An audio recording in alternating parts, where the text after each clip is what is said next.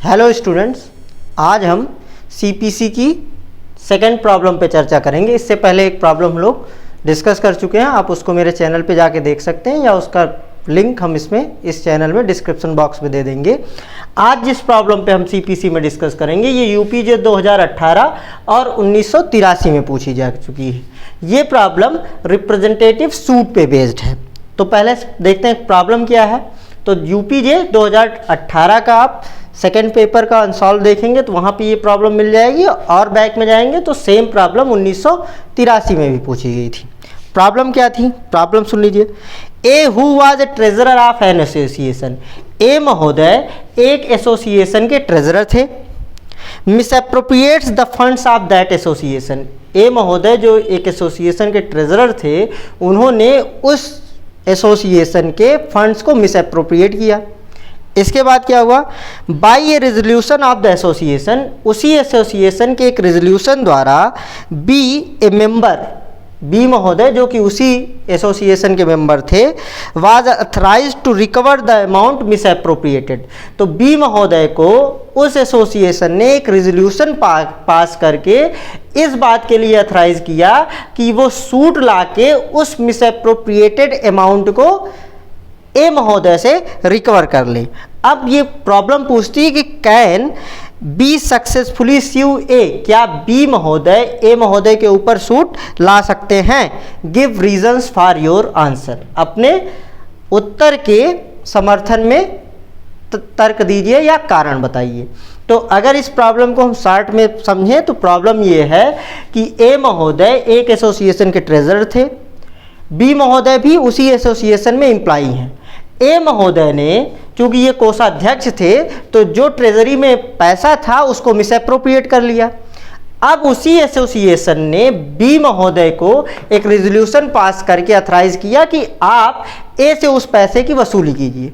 अब ये प्रॉब्लम पूछती है कि क्या बी ए के अगेंस्ट सूट ला सकते हैं, और अगर ला सकते हैं तो कारण बताइए। तो आंसर हमारा होगा कि yes, B can sue A, B महोदय ए महोदय के अगेंस्ट सूट ला सकते हैं। कैसे ला सकते हैं, तो ये प्रॉब्लम बेस्ड है रिप्रेजेंटेटिव सूट पर, प्रतिनिधित्ववाद पर, जो कि आर्डर 1 रूल 8 में दिया गया है। तो आर्डर 1 रूल 8 उन सर्कमस्टांसेस की चर्चा करता है, उन कंडीशंस को स्पेसिफाई करता है जिसमें कोई व्यक्ति रिप्रेजेंटेटिव सूट ला सकता है। रिप्रेजेंटेटिव सूट होता क्या है, रिप्रेजेंटेटिव सूट वो सूट है जब कोई एक व्यक्ति अपनी तरफ से और अन्य लोगों की तरफ से किसी व्यक्ति के ऊपर वाद लाता है तो उसी को रिप्रेजेंटेटिव सूट कहते हैं। मतलब ये है कि किसी मामले में न्यूमरस पर्सन्स का इंटरेस्ट इन्वॉल्व है, उसमें उस व्यक्ति का भी इंटरेस्ट इन्वॉल्व है जो कि सूट ला रहा है, तो वो उन न्यूमरस पर्सन्स की ओर से, मतलब उन सभी बहुत सारे लोगों की तरफ से अकेले सूट लाता है, इसी को रिप्रेजेंटेटिव सूट कहते हैं।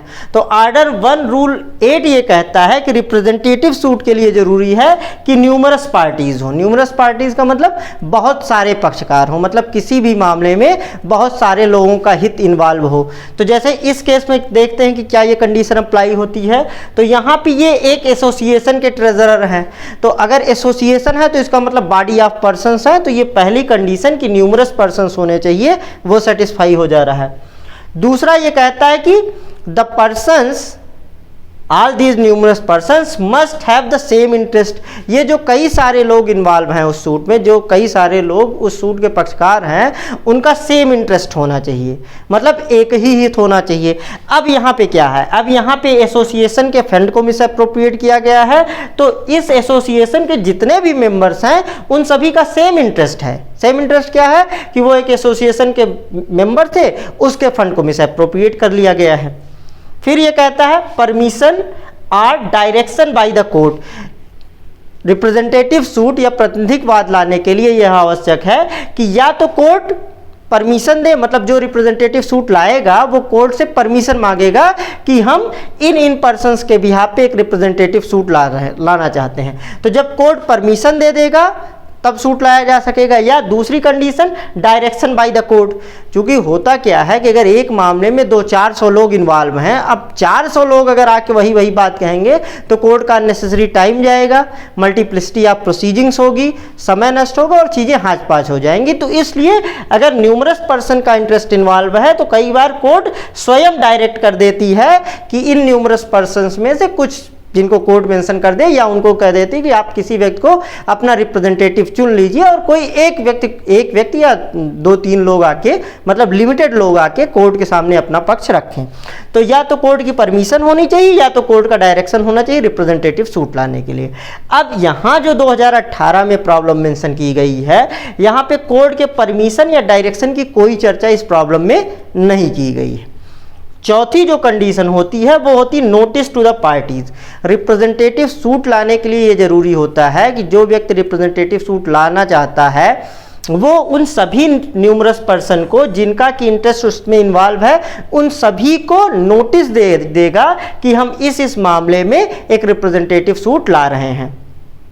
तो यहाँ पे क्या है, यहाँ पे बी महोदय जो कि उसी एसोसिएशन के मेंबर हैं, इनको एक रिजोल्यूशन द्वारा अथराइज किया गया है। इसका मतलब ये है कि जब एसोसिएशन ने रिजोल्यूशन पास करके इनको अथराइज किया है तो इसका मतलब ये है कि नोटिस तो एसोसिएशन के सारे मेंबर्स को है ही। तो यहाँ इस प्रॉब्लम में क्या होगा, ये पहली कंडीशन न्यूमरस पर्सन सेटिस्फाई हो रही है, सेम इंटरेस्ट भी सेटिस्फाई हो रहा है, नोटिस टू द पार्टीज भी सेटिस्फाई हो रहा है।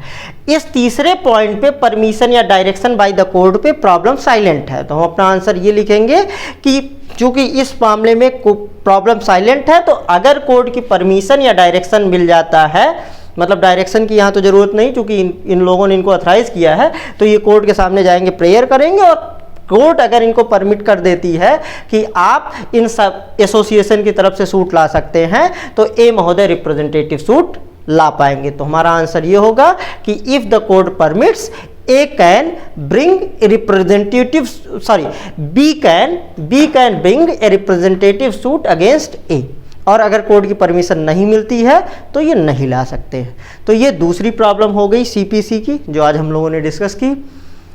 आपको हमारा ये सेशन कैसा लग रहा है इसको कमेंट करके बताइए। ये पसंद आया तो आप इसको लाइक कीजिए और अन्य लोगों तक पहुंचाने के लिए इसको शेयर कीजिए। और अगर आपने अभी तक हमारे चैनल को सब्सक्राइब नहीं किया है तो सब्सक्राइब कीजिए। Thank you.